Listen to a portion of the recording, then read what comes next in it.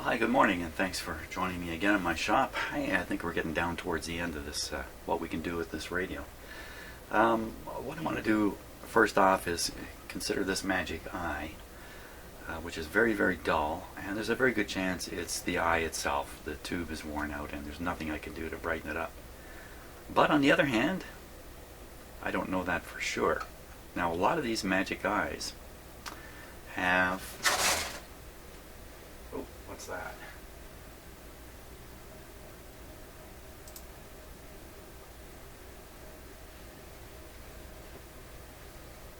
Aha! Hey, listen, there's Shadow, the newest member of my family here. Shadow is about 6 weeks old, maybe? Something like that. Anyway, she's just getting used to our house here. And my feet. And all the wires. And everything else. And also, Peanut. Oh.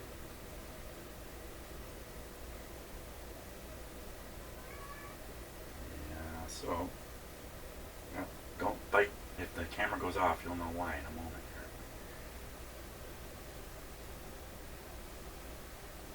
here. Peanut.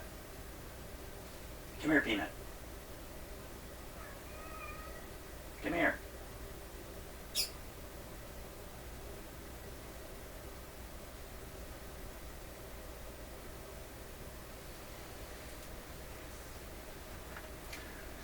Endless fun with cats. Okay, so Distraction City here this morning. So there's a chance there's a 1 megohm resistor inside the socket. Now the problem here is that getting into these sockets is pretty ugly. There's a cover, pin cover, it has to be pulled off. It usually breaks in the process. It's ugly. So how can I find out if that resistor is in there before I go ahead and take this whole thing apart and discover there is no resistor in there? Perhaps it's at the other end of these wires. That's possible too.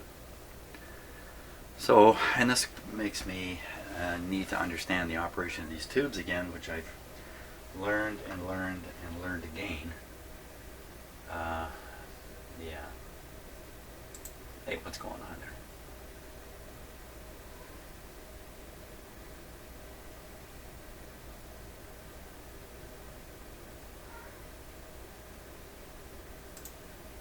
That's what's going on in my house today. today, all day. Schematic. We gotta look at the schematic. Okay, so we're looking for a 1/2 meg and a 50K. Let's see, the 50K would be green, black, yellow. Let's see if we can find a green, black, yellow resistor.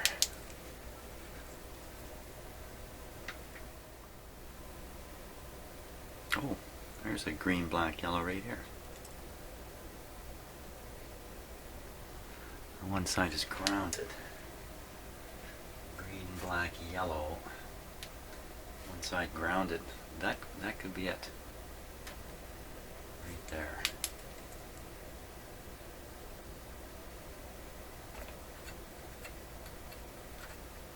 So wire, a long wire, comes from this point, which incidentally has a couple capacitors connected to it and another resistor. Bingo. Green, black, orange. There it is. So there they are. Okay. So here we are here. Now I've tested most of these resistors. I did not test this one down here.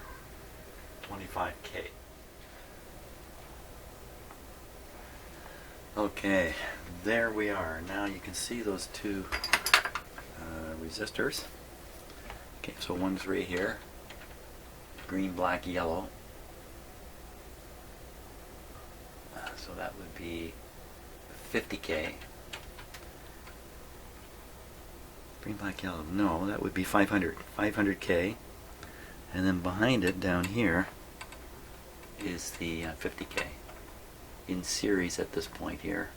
This one's grounded to the chassis, or it all follows. Got to check those guys. Basically, if I can find all the resistors on the schematic in the chassis, then I can assume there isn't one up in the socket housing, and save myself from a disastrous move. Truly disastrous.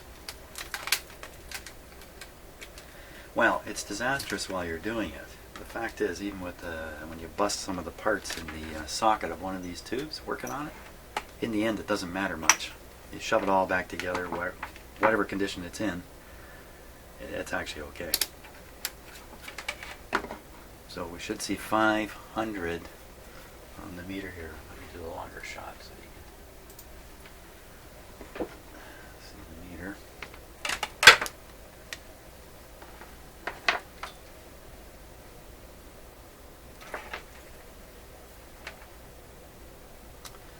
Testing these in circuit, so we'll see what kind of numbers we get first before I figure out I can't do it in circuit here. Here's one.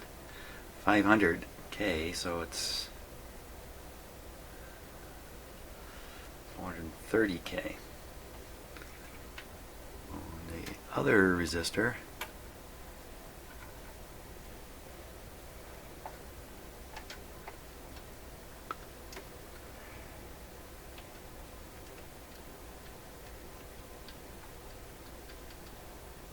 there. Oh, looks like 50. Certainly, that's 50 right on. Those resistors did not test bad.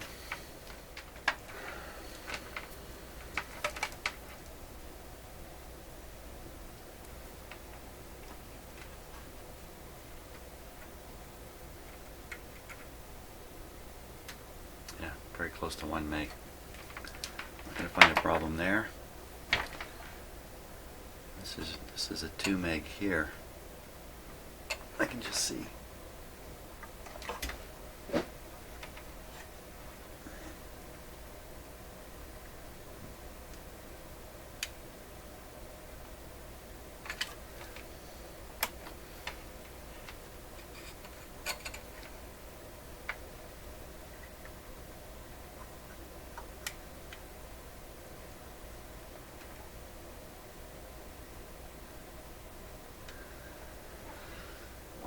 Six.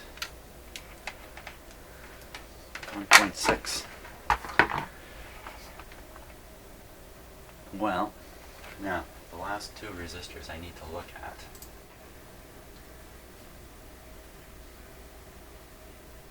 Are these two guys here. And this one. 3 of them. 3 of them left to look at. Oh, wait a minute. 4 of them. Hold on. Back up. So I found this 1 meg, but I haven't found this one yet.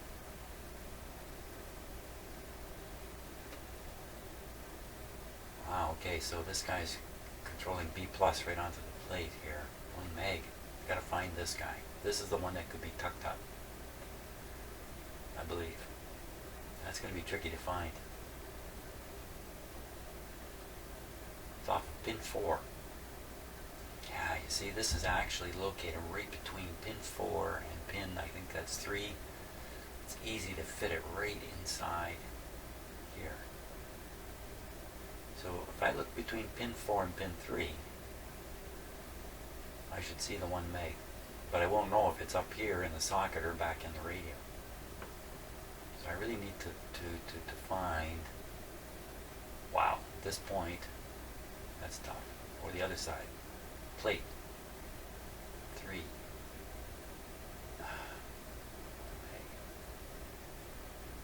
I'll bet you this is up there. Tricky business. I could read between 3 and 4. If I get 1 meg, I'm done. Yeah, I should do that. It doesn't matter whether it's in the socket or in the radio. If this reads a meg, I'm done. Everything's fine. 3 and 4. 3 and 4 in the socket.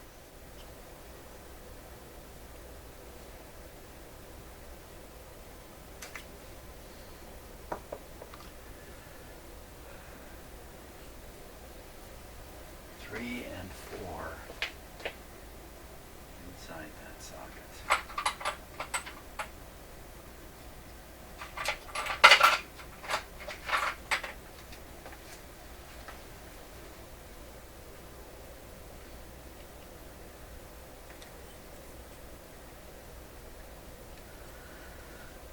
that in there, I can read all the different pin voltages if I want, but right now I just want to read the resistance. Resistance between 3 and 4.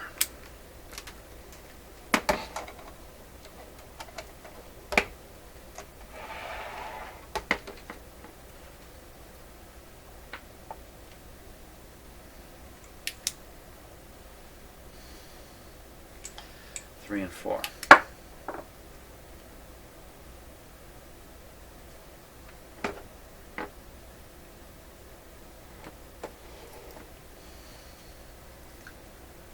One meg ohm.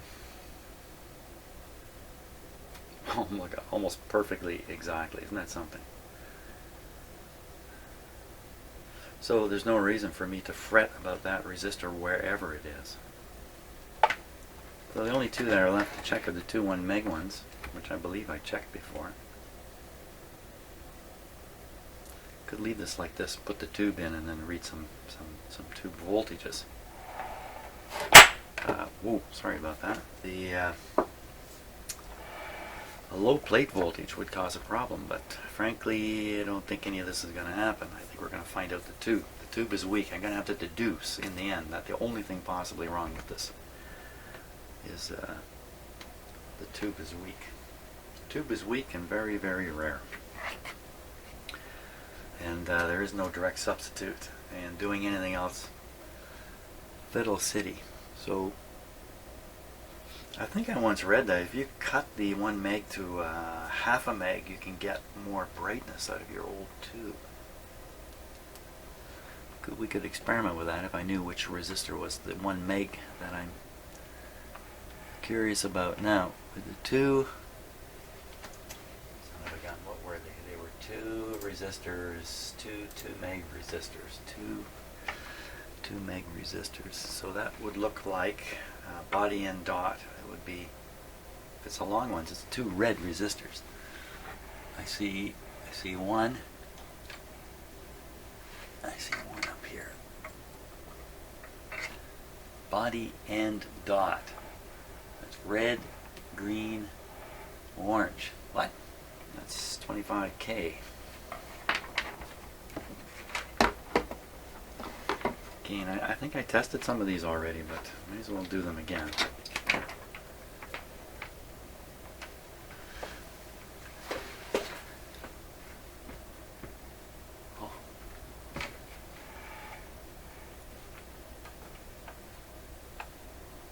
Hard to see where these are going.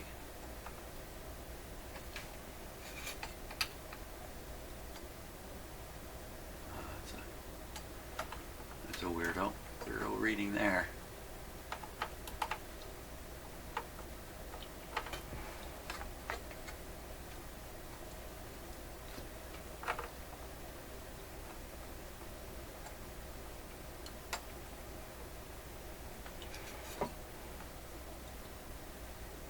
Another weirdo reading there.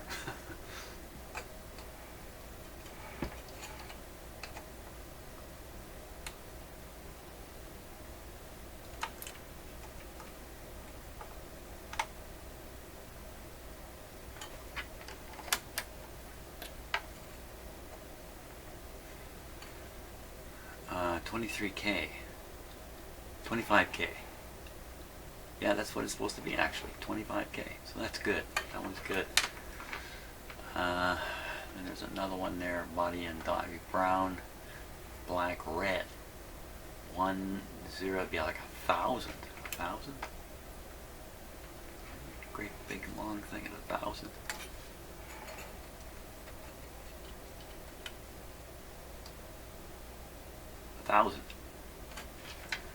It's amazing, eh? These old resistors being so accurate. It's really hard to believe, in fact. But I'm looking for two 2 meg ones. There's a red one there.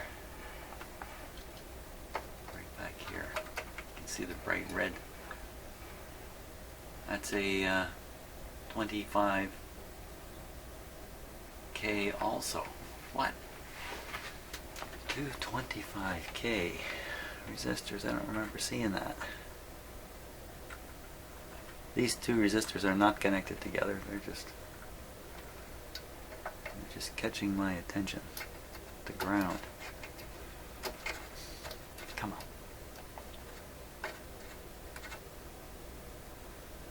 25K.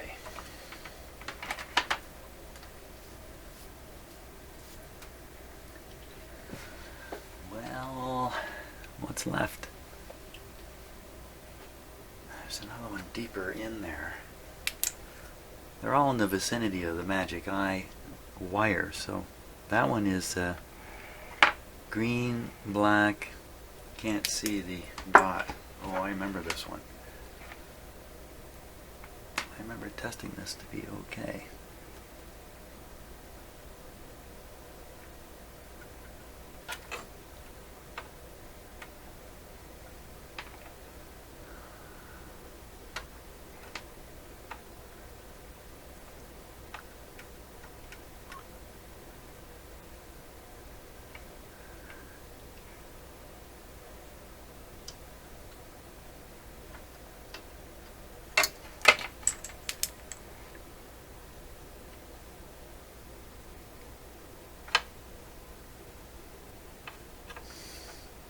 It's very tricky to be sure you're on the right terminals here. I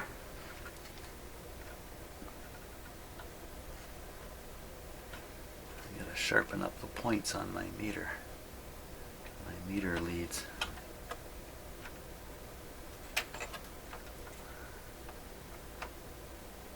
There we go.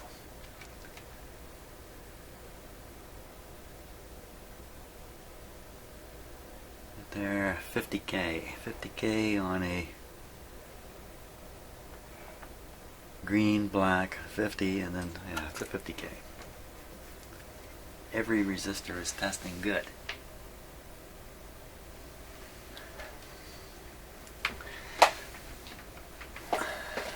These have to be the two up here. I did the one, there's another one right in behind it.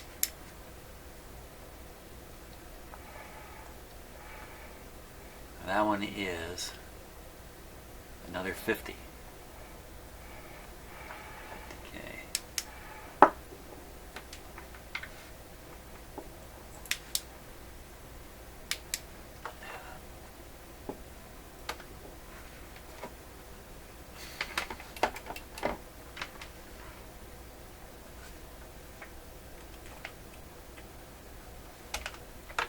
Right for 50, I saw it.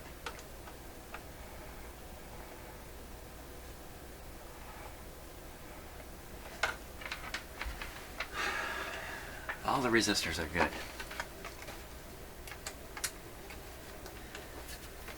I think all we can conclude is it's definitely the eye tube itself. No surprise in that. So unfortunately, it is what it is. 6x6. Rogers. Oh, licensed by... See, you never know who's really behind this stuff. Rogers, licensed by Thermionics Limited. Canadian patent. Thermionics.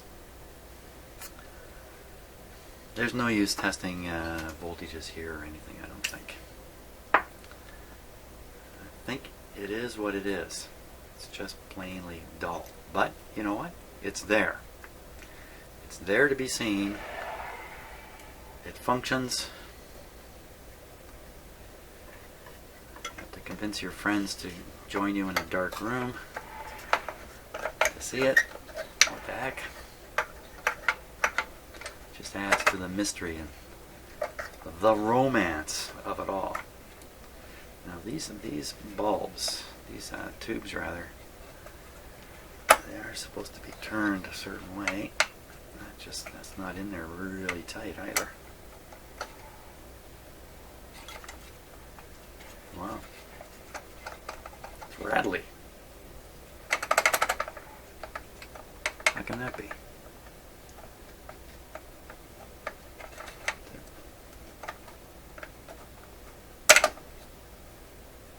How can that be rattly?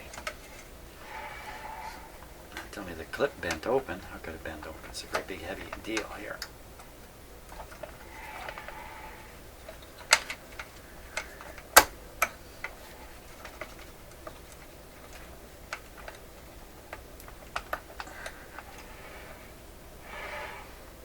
So I can't tighten it up anyway because I have to make sure well, I don't have to make sure, but the light should be turned the right way, the correct angle. So that's it for that. Last thing, you know what, we got a little more time here. Last thing is, what about this resistor? The heated resistor. The last time I tested it for sensitivity, I put freezy spray on it. The radio may have been in AM when I did that. And this component's only in the circuit during shortwave operation. I believe it's in the local oscillator circuit during shortwave operation. Let's take a look and just be sure. Okay, now the heated resistor is this guy right in here. The heated capacitor rather, right here. 100 picofarad. And wow, it's tied into the switch here. We gotta understand this. So the radio switch is currently shown in AM position. So if we look, we see there's no contact here. Yeah, it has to contact on 1. So I think when you flip the switch, the switch rotates this way. There's the little arrow here indicating that. This flips this way.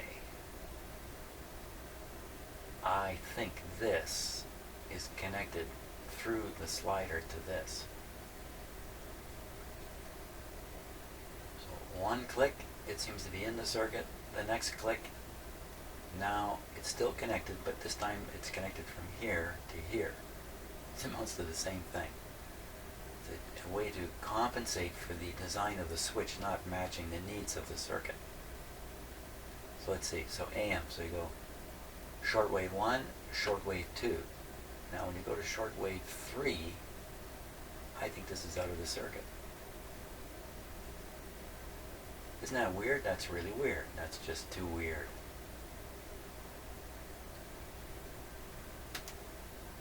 So what is this?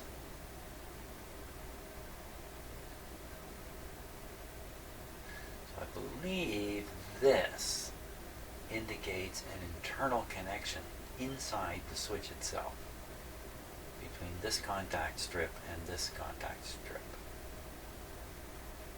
I think that's what that means. But this one is different.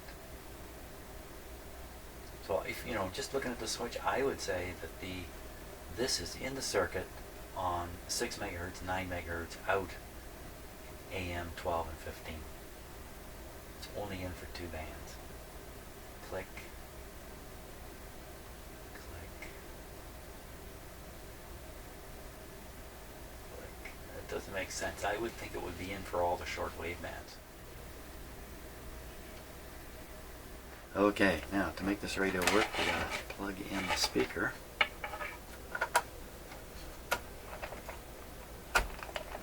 Okay. And we also want to plug in the radio. That's done. Put on external antenna here so we can hear something. Okay, that's on.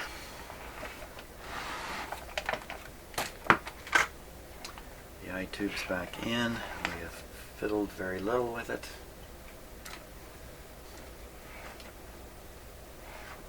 I think we're good to go.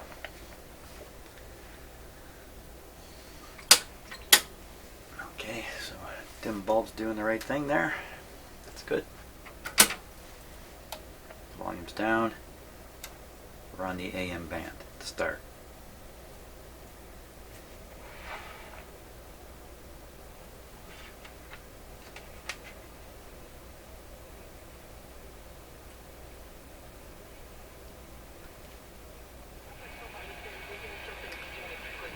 Started right up exactly where we left it last time. Last time I tuned it, it was warm, the radio was warmed up. Now it's freezing cold. Turn it on, presto. Right on. It's really good. Again, I'm pretty sure this is out of the circuit here. Maybe we can tell by just touching it with screwdriver, something like that.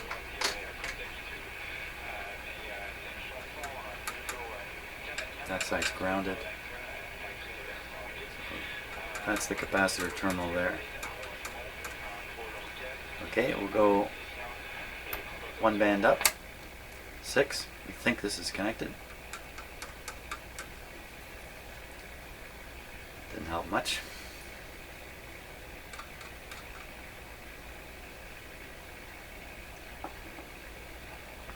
How am I going to do this? Let's try each band and we'll do this silly contact in here.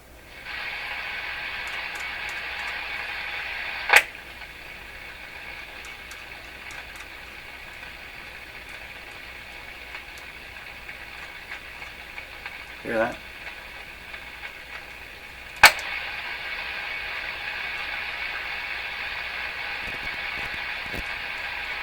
Hear a little bit.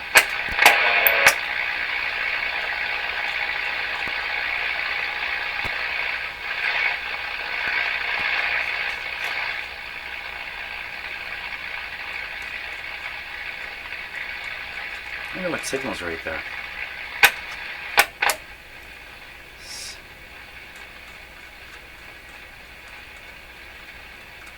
Well, that's convincing of nothing. What do we got there for a signal? Let me look at the schematic again and figure out what should be there. Well, here's the tuning capacitor, and this thing's going right in across it to ground. So this is tuning the local oscillator. So if I tune in a station and fiddle with this, it should affect the tuning because it's going to move the local oscillator around. So I got to tune in a station here. Let's go. We're at 15. We can find something here, I think. Screwdriver alone. Screwdriver with finger. Other hand in pocket.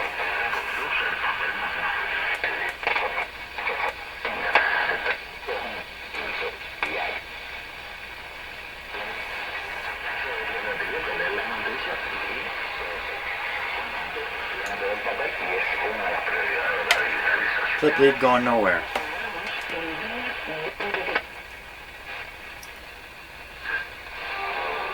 That's exactly what happened.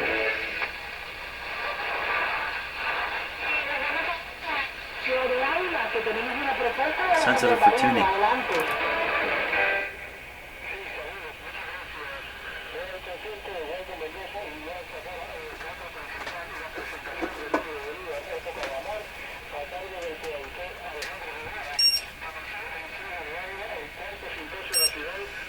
.22 degrees in here.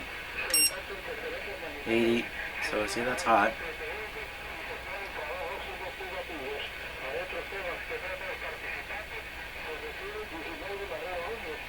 It's like 80 is the highest reading I'm going to get there. Will the radio drift? Put your money down, okay? My money's down. The radio's going to drift. We're not even going to hear this signal in a moment. Here we go. Cooling it down.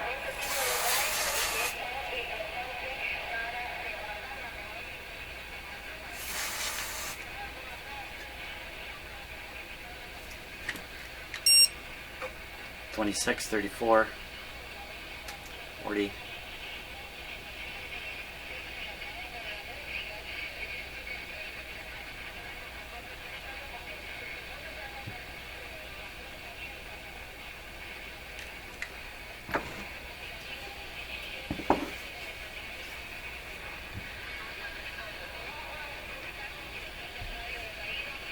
Just giving it time to come back.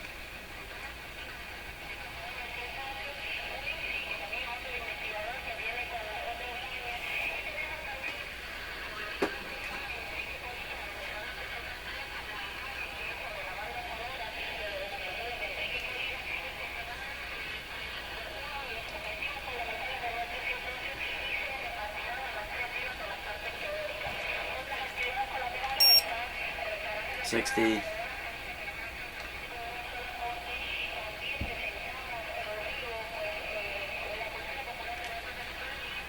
Okay, we'll tune the radio and see if it's off still.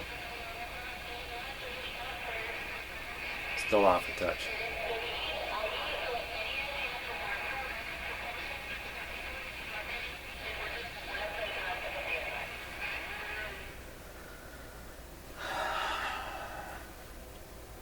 Should I worry about that? We got vacuum tubes getting hot in here. We don't worry about those things setting anything on fire. Of course, they're in, the heat's inside a glass bulb. This is just sitting here. Why would this set something on fire? Some of the turns in this very beat up heating coil, see how shiny it is? Maybe these can short out.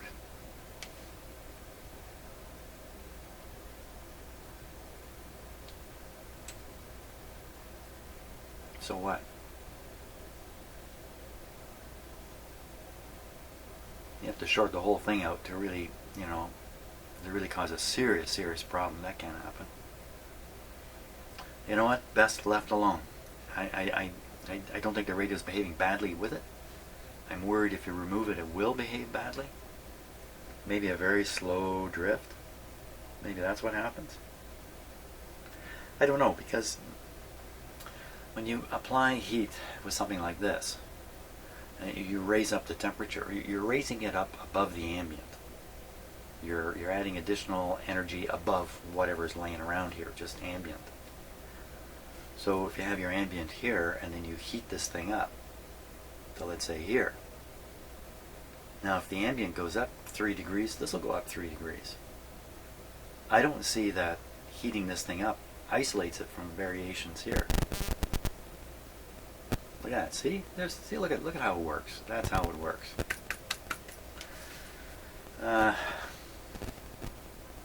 But I'm not the radio designer, and I don't know what problem they were trying to defeat. And this does look like an additional circuit, an afterthought thrown in to compensate for something. And I'm going to guess now it's not warm-up drift.